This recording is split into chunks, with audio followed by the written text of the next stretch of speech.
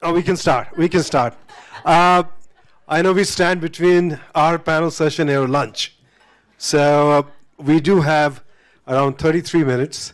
And I have a very eminent women leadership team here. I have Shamina Singh from MasterCard. She has led multiple initiatives in the US and across the world for MasterCard, especially in the finance sector.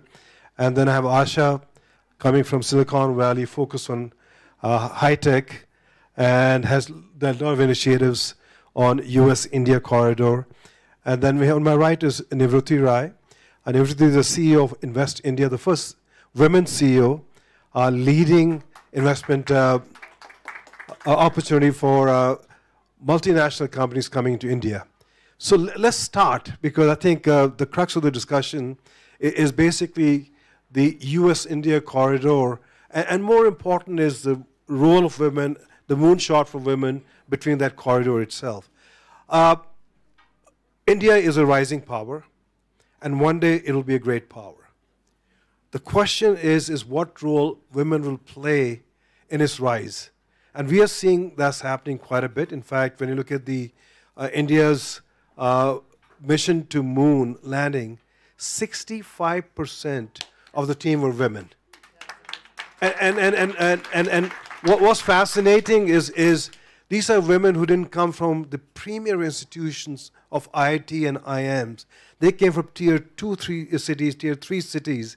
So it shows that the determination, the education, the focus on being engaged in the STEM program is very, very strong. So let me start with Asha first. Asha, from your perspective, when you look at India-US corridor, we're seeing tremendous amount of activity taking place from trade, technology, people to people. How do you see and what can you do to get more women involved on both sides of the ocean and engaged in the tech sector itself? So, listen, I think each of us have a role to play. And what I'm doing from my side is I'm partnering with something called TIE. It stands for the Indus Entrepreneurs. TIE is an organization that was founded about 40 years ago by the first generation of Indian entrepreneurs who wanted to give back. And so TIE now has chapters across the globe, including in Middle East and Africa. So what TIE is doing for us, for the Motwani Foundation, actually, they're helping us to do an outreach to women entrepreneurs in about 75 countries, not only in India and South Asia in general, but also Middle East and Africa. They do an outreach that there's a competition, and each chapter now finds close to 10 to 15 startups which are led by women. So they get about 600 to 700 startups that they shortlist. Of that, about 40 are brought to the TIE Global event that happens annually. I strongly recommend those of you who are interested in this startup activity, if you're interested in doing your own startup, to show up at TIE Global. Believe it or not, it's one of the most powerful conferences that happens in the world. It's TIE Global, tieglobal.org. You must show up. So let's say about 40 women CEOs, and these are very young startups. Some of them are even impact startups. Once they show up, off that, I pick 5, and I bring them to Silicon Valley to work with them and to handhold them through the process of raising the first round of funding. Some of it I'll be investing myself, but some of it is also coming from my other angel and seed investor friends. The idea is personally, the idea for me is to accelerate at least 5 women-led startups per year by myself. And the rest, there are many other groups that are already looking at these companies as, there's actually a competition going on now, because once they get to the top TIE 40, there is actually a competition globally from the venture capital world for these startups. That's why I'm insistent that those of you who want to do your own company, your own startup, please look at tie.org, TIE.org, and that's what I'm doing. Thank you, Asha. Let me come to Shamina.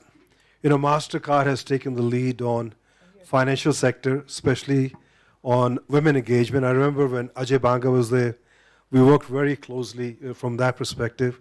He left for a bureaucratic job after leaving a great company. And so, Shamina, tell us, from your perspective, engagement of women, what are the success factors you saw as you drove in the financial sector itself? So I think for those of you who may not know, Ajay Banga is now the head of the World Bank. And so he went from, I guess I'll tell him that you said he was a bureaucrat, Mukesh. I'm sure he'll be appreciative of that. But I think that the magic, I think, of the work that not only he did, but that we're doing at MasterCard is really creating new models of the way private sector can engage at scale to create impact. And the way that we do that is that we don't see it as any different from the business strategy. So for MasterCard, who you may or may not know is a payments company, and I hope everybody has one in their phone and wallet and everywhere else. But we have business in 210 countries all around the world, one of the largest networks in the world. 100 million businesses are on the platform, 3 billion cardholders on the platform. And when you have that kind of reach and that kind of scale, when you start to leverage the technology, the network, the data analytics, the capital, and the people in service of social impact, you can really create enormous change. But the differentiator is, if you tie that to your business strategy, then it becomes a conversation that you're having all the way from Investor Day to Volunteer Day to Social Impact Day and every day in between. And that's the difference that we created at MasterCard. We made a pledge probably when Ajay first appeared at the World Bank way back in like 2018 to bring 500 million people into the formal economy. At the time, there were about 3 billion people who were completely disconnected to the formal economy, most of them or many of them in India. And the reason why we made that pledge is for the company bringing the more people who can transact in the formal economy, in the digital economy. Maybe not today, maybe not tomorrow, but actually it's taken shape over the last 10 years, ultimately become customers or can benefit from the use of MasterCard. So our shareholders actually saw this shift to the digital economy as a real big business imperative for the company.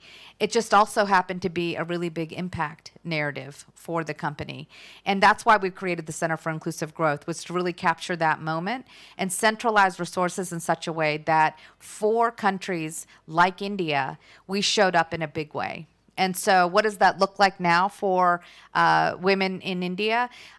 This enabling factor. So this piece, we've started a program in India, we call it Strive India. And it started actually before, maybe like 5 years ago, but we started investing resources to empower women to reach their potential through small businesses. One of the things we realized, especially with women in India, was that they were disconnected from the formal economy. So we did a lot of work along with the Indian government, who has created a financial inclusion mechanism where many Indians are now financially included. But the thing that happens with women is they don't have the same access to credit as men. And that happens everywhere, but especially in India. And why is that? Because they don't have collateral in the same way that men do. So women necessarily don't own land or don't have something so that when they show up to a bank and say, hey, I want to get a loan to do my business or whatever else, they're not going to get the loan. So we started working with our customers like HDFC Bank and some others to redefine what it means to have credit in India. And when you're a MasterCard and you have these conversations, we can actually move the needle. So we worked with them to do things like recognize gold as a proxy for credit. Because in India, women, when they get married or in other parts of their lives, have gold. That is wealth. But they also have the behavior through microfinance organizations that we know that they pay back their loans. So as MasterCard and as the Center for Inclusive Growth, we started working with banks to recognize proxy for credit scores, especially tailored to women. We started out with a pilot program, and then this is where the corridor comes in, Mukesh. We worked with USAID to then create a risk fund, a risk pool to backstop any lending that banks were doing to women in case they didn't pay it back. We knew they would pay it back. But banks said, you know what, it's too expensive to lend to women. It's too hard to lend to women. They may not pack, they don't meet the risk profile. So we work with the USAID to pull in $100 million risk capital fund to backstop these loans. That created the trust that enabled this group, this bank in particular, to reach out to women and start lending. That's a really tangible example of how you use development dollars to build scale. The philanthropy capital came in because we wanted to make sure they were getting trained in the right way, from the right people, with the right tools. And so we have been working with organizations like CII and on-the-ground organizations to ensure that women are getting the training that they need to not only pull down the capital, but then to succeed in their business. That's the power of Strive India. It has 3 components: enabling women and other small business owners to get capital, go digital, and grow their networks and know-how. Those are the 3 recipes that we've figured out are the biggest interventions we can make to ensure that small businesses grow in India. That's just one. I'm happy to talk about more, but we have another big partnership, and I'll just say one with Bharti Airtel Payment Bank. I don't know if Ajita Shah is here, but she just won the Schwab Entrepreneur Award this year. And in part because what she's done is created a Sahelis program, meaning a sisters program, where they're in Rajasthan, they're creating 100,000 digital agents who are now they're selling things like airtime to other women in the villages, so that the phone, this huge enabling mechanism for women to reach their potential in India, the phone. The other Sahelis, their sisters, are selling them minutes. They're selling them other things in order for them to be successful. Frontier Markets is creating an entire platform in Rajasthan to make this successful. So I guess the big thing for me, Mukesh, is when you have private sector thinking in this way, thinking about using their assets for impact in the right ways, you can really achieve scale and momentum in a way that I think we've never seen before. Thank you, Shameen. I'll come back to you on a follow-up question on that. But let me bring in Nivruti. You worked in the Valley, you worked in the Bangalore Valley, and Intel, other high-tech companies, and now leading the Invest India initiative across the world itself. Talk about your effort as to not only just bringing investment in India, but the role of women in the venture you put together here. Thank you, Mukesh. I want to introduce myself. Like Mukesh said, the only other company that I worked for is Intel. And I've spent 30 years in Intel doing semiconductor design. So I can tell you one thing that as an introduction for me, is because I do a lot of circuit design, so pardon my terminology, but I will explain. I have a fantastic glitch filter in my brain. Now, this glitch filter works for my eyes and my ears. What this means is in circuit, your voltage is supposed to be like this. When the voltage goes like this, you feel a blip in the electricity or your bulb or whatever. Similarly, in the circuit, you cannot have a blip because it will make an incorrect computation. So when I get the feeling that there is a glitch coming from whoever, sometimes I get glitches from women also. So, I don't differentiate. I just do not like glitches, and I just process, and I don't hear it. So I have a glitch in my brain, and I don't see a glitch. I don't feel a glitch. So here's a man sitting next to me. I just see him as a soul. I see him for his competency, and that's how I've worked. Because in Intel, if I were to tell you if corporations had gender, Intel would be as masculine as you can imagine. The conception and the preconceived notion of a man that people have, that's what Intel would be. So for me, the glitch filter was very important. Second thing is, I'm fearless.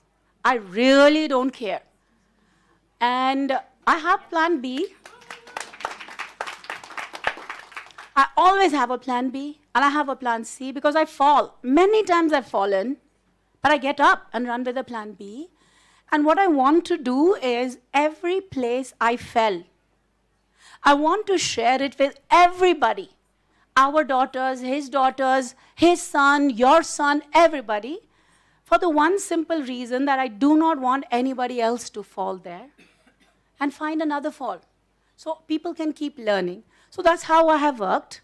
And I have not missed any moment to reach out to women and tell them my story. And I'm not saying I'm very successful, but I have gone from a point A to a point B, and there are very many routes to go from point A to point B. And I want to share my route so that people don't fall where I fell. They take another route and they bypass the. So that's how I have worked. I moved from Intel to Invest India just 4.5 months ago, and it was very hard. I moved thinking I was leaving a star. Intel is a great company. It's like a conglomerate. I have done so many things other than HR, which I feel HR we do every day at home, at work. I've done everything in Intel. So leaving that company was tough. But I thought to myself, this is my chance. India has a tailwind going for itself, and it has demonstrated. It has demonstrated in R&D, and I'll tell you why. I'm going to give you real-life examples. My company, when I took over, in India, I worked for 15 years, and last decade, I was the country president for Intel. When I started, we were 4,000 people. When I left, we were 30,000. So we have demonstrated R&D. I also feel that India has a lot of solutions that have been driven at scale. You know, when the pandemic happened, you would think that the country whose GDP per capita is $2,000, you know, would just succumb and fall.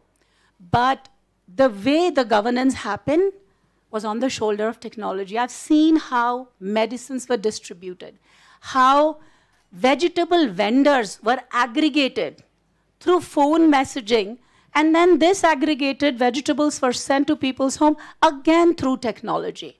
So India has understood that if India has to rise and catapult, it's going to be on the shoulder of technology.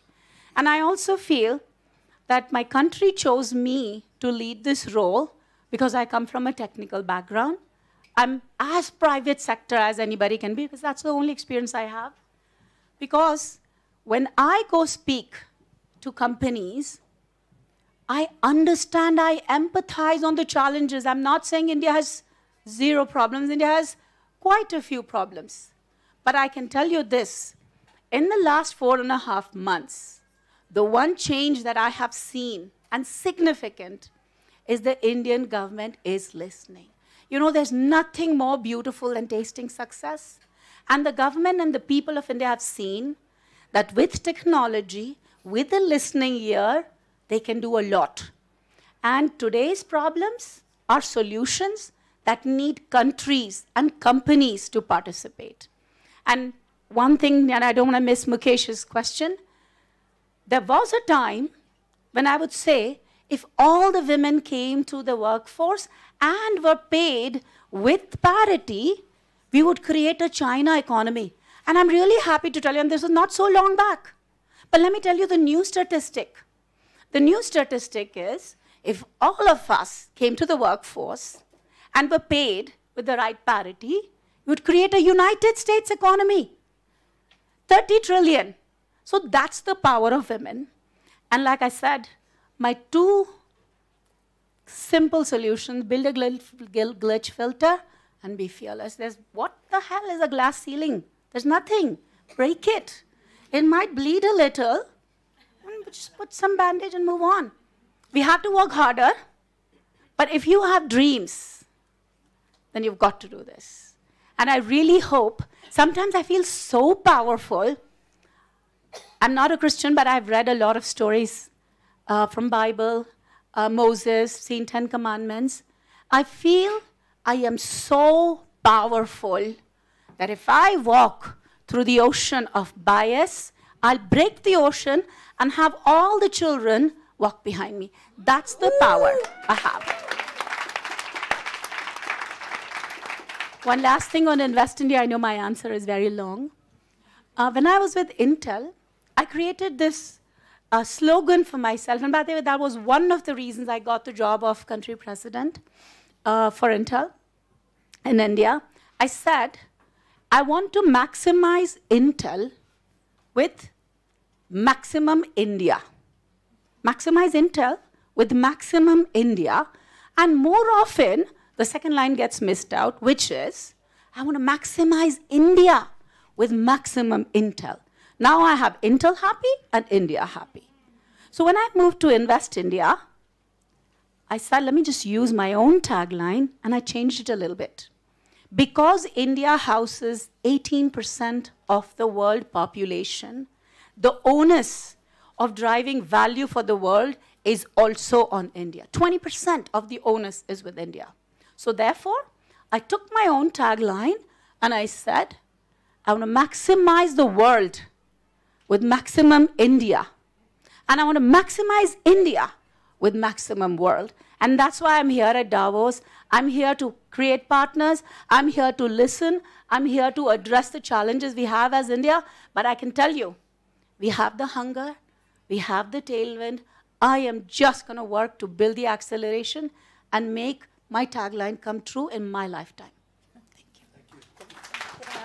Thank you. Can I ask you a question? Sure, go ahead. Okay, so I'm going to ask Mukesh a question here. So Mukesh Agi runs something called USISPF, which is a Washington-based entity. And I want to know more about, Mukesh, when is it that you first sensed that there is a very powerful synergy between the United States and India? When did you sense it, and what made you set up this powerful entity that you have, which is now become a de facto go-to place for this emerging corridor between US and India?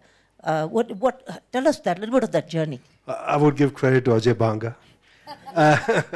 Now, well, I think you have to understand there are geopolitics taking place. One is you have a rising China, which US feels as a threat, and India has been basically seen aggression by China.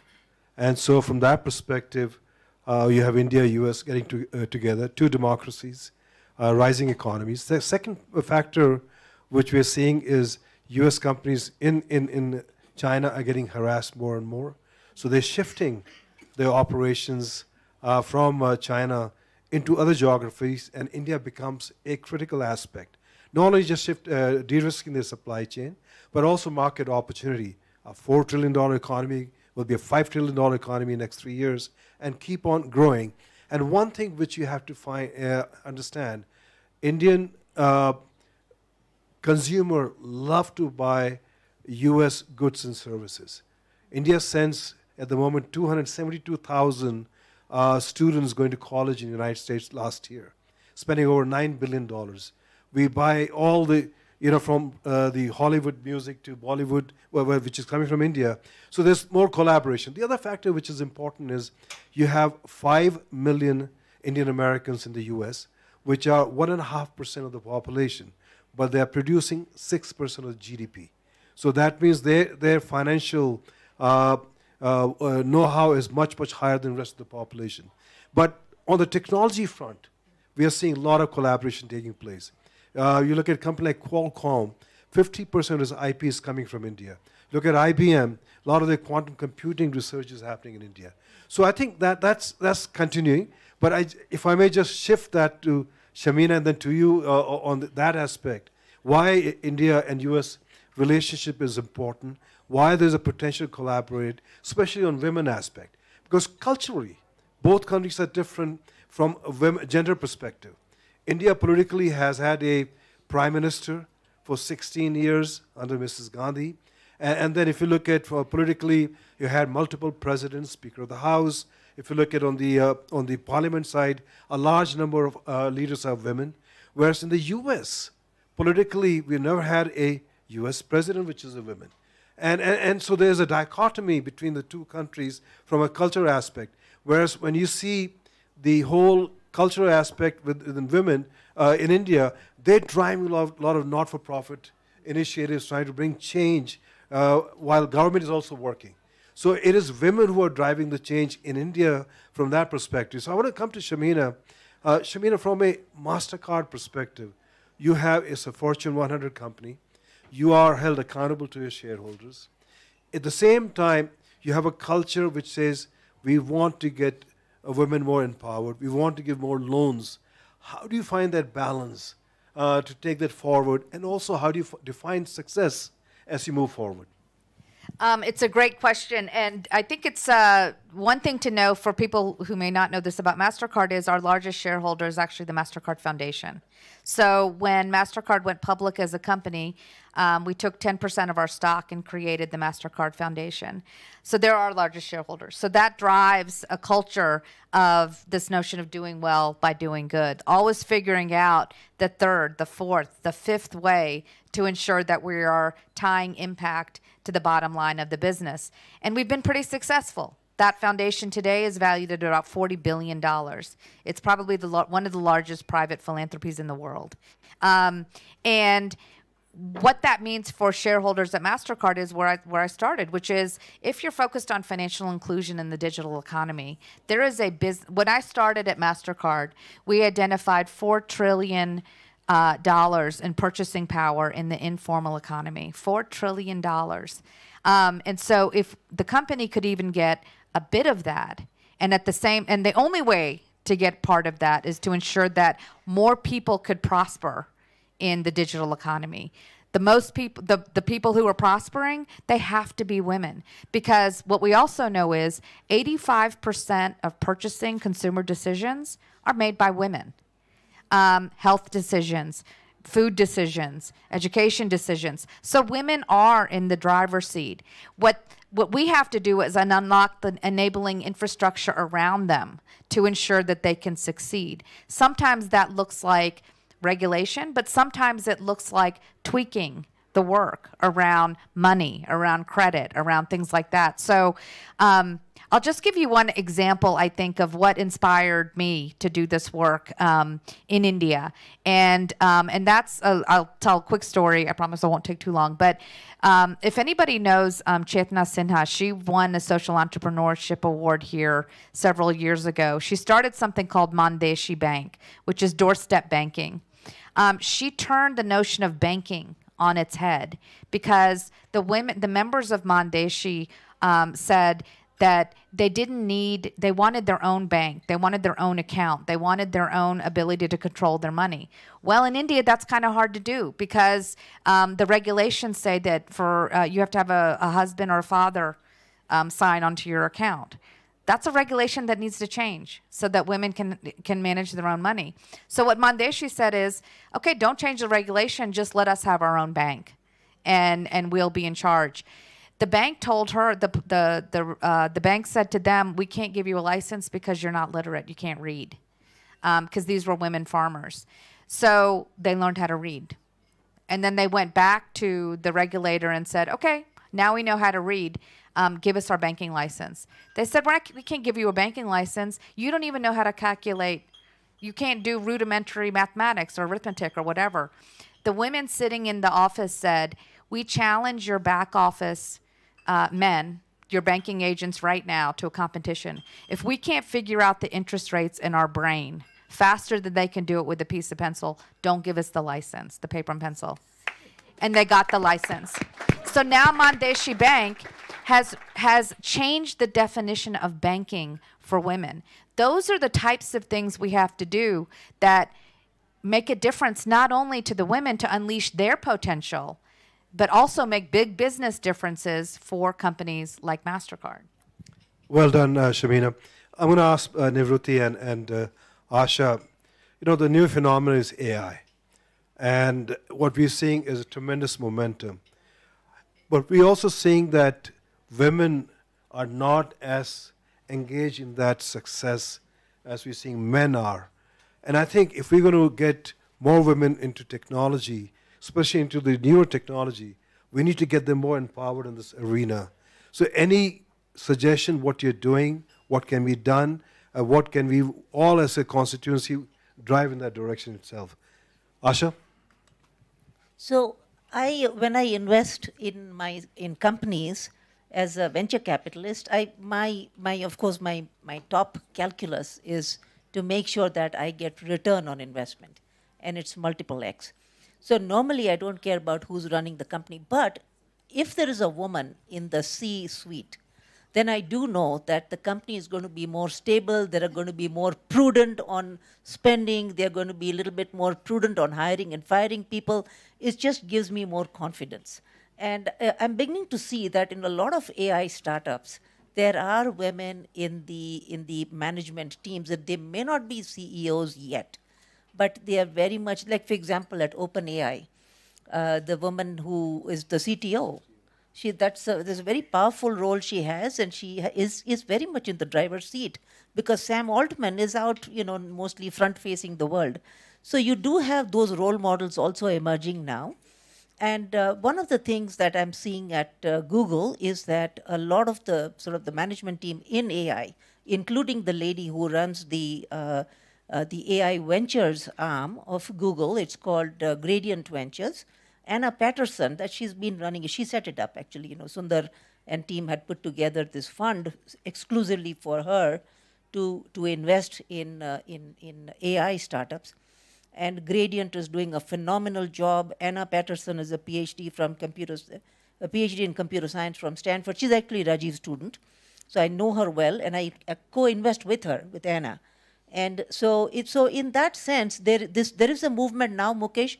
But you're right that AI, of course, you will see many more men because it's a tech field, it's a computer science field which has always had men in the driver's seat, and it's wonderful actually. I think it's very nice that we have this entrepreneurial sort of explosion of energy in AI, and women are very much in the thick of it, right? And I'm seeing that growth literally by the day. What I feel that there is a lot of ambiguity about AI and what AI is amongst many of us. And I will not say it's only women, men also. I'll be very honest, so many even CEOs talk about AI, not really understanding. And I want to tell you the other thing. There are two parts of how you can be involved in AI. One is build AI, the Sam Altmans, and then the other is use AI. I will tell you that very soon, there used to be a time that I used to say, oh, tomorrow. But I feel, it's already beginning. Everybody will be using AI. And I really feel that because AI is supposedly a very complex thing and very hard for people to comprehend, women are not being involved. So what we as Intel have, and I'll tell you what I did as Invest India also, I got 100% the 30,000 people of Intel India trained on AI. 3 levels of AI, level 1, level 2, level 3. Level 1 and level 2 for using, level 3 for building, everybody. And that included finance, HR, anybody, everybody, because 100% of us will be using AI. And when I came to Invest India, I did the same. I have a much smaller team, but I did that. The second thing is, in this training, we are trying to explain what AI can do. AI can enable diagnostics.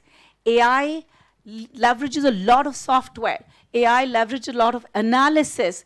AI leverages simple things like data annotation. When you see data, and let's say a picture of a breast cancer scan, and the doctor tells you everywhere you see a red spot, you click on this button. Everywhere you see a green spot, you click this button. And by the way, if you see a red dot surrounding by a green spot, that is a cancer. So that's called data annotation.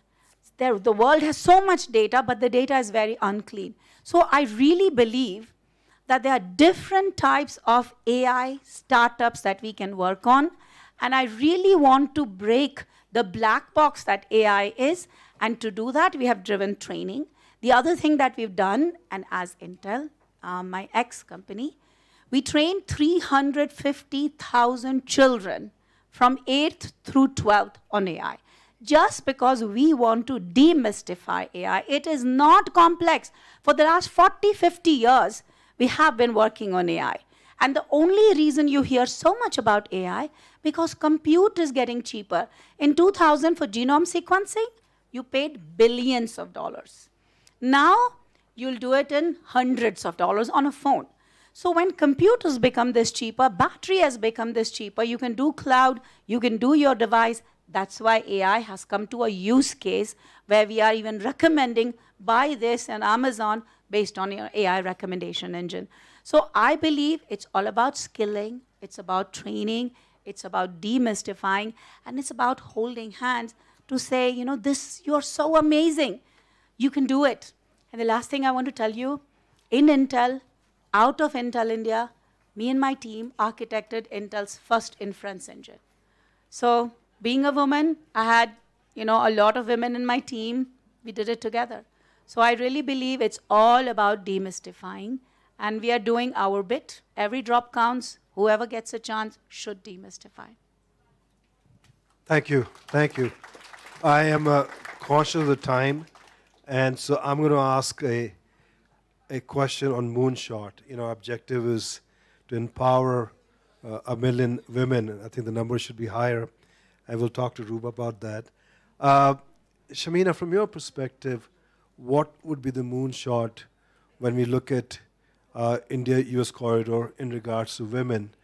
And when we come back next year, same time, you know, how would you define that as a success? We were successful. I think it's a great question. I think the moonshot is India is making the moonshot. Like India is going for it right now. This is the moment that they have the, you said a tailwind, but I think if India can attract women like you to leave their jobs at Intel and start to run organizations like Invest India, and India produces people like you who are using your skills, your money, your wealth to create new and invest in other Indian women. And if companies from the private sector are using their assets to build the capacity of women to unleash their potential, I think like AI, we can't even comprehend what the future is going to look like for women. So if I come back here a year from now and we have the same conversation, I don't know that we'll have hit the moonshot by then, but I know that for the work that we're doing, we'll have unleashed the power of at least 1 million women in India to realize the power of their work around small business initiatives. And that's a pretty great thing. So thanks. Thank you, Shamina. So I think we'll definitely have you next year. And, you know, that's a great commitment, actually. 1 million women, just MasterCard doing it. Congratulations. Asha? So for me, my moonshot would be, and my dream is for next year, is to partner with Seva, which is a non-profit based in Gujarat, in Ahmedabad. And it was started, you know, many years ago, but by now it has millions of women in their network. And my moonshot is, you know, and I've started negotiating with them actually, is to provide a little bit of, you know, loans sort of without credit scores to their women to see if they can start, you know, little businesses by themselves. I know that women normally return, 99% of women return your capital, if not give you more, so, you know, it could go up to 2x. But my hope is to at least impact the first few batches of women at Seva and be able to talk about it next year. Thank you. My moonshot is, and I'm going to first tell you the moonshot, then describe it. My moonshot is next year, I want Mukesh Aghi to tell to this crowd that the trust corridor between nations who have similar goals of population scale, good for health, for education, for food, the corridors that were built between these countries to share data that drives collaborative innovation, 60% of them were women. I want, just like the Moon program in India, I want him to say, women drove this trusted corridor between geographies that wanted to collaborate and work on population scale good. Thank you. Well, you know, 1 million women by MasterCard, funding startups in India, especially people who don't have any credit scores, and obviously working in the trust corridor. A round of applause for my panelists, and once again, thank you.